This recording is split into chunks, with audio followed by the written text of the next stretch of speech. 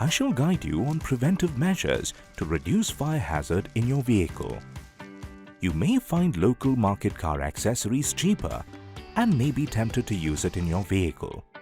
Usage of non-genuine car accessories or modification of wiring harness by local car mechanics may cause short circuits leading to fire.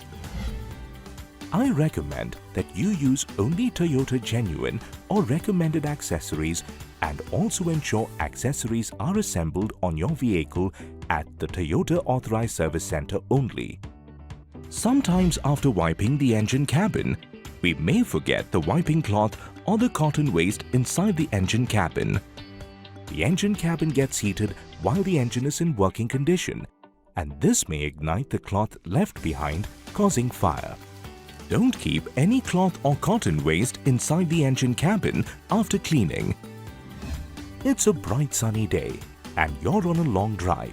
You not knowingly park your car where you find space and on dry grass. Dry grass and debris easily catch fire from the hot exhaust or silencer, causing fire to your car and damaging it severely. I recommend that you not park your car on debris or dry grass. Damages or fire in such scenarios can be reduced if we are cautious.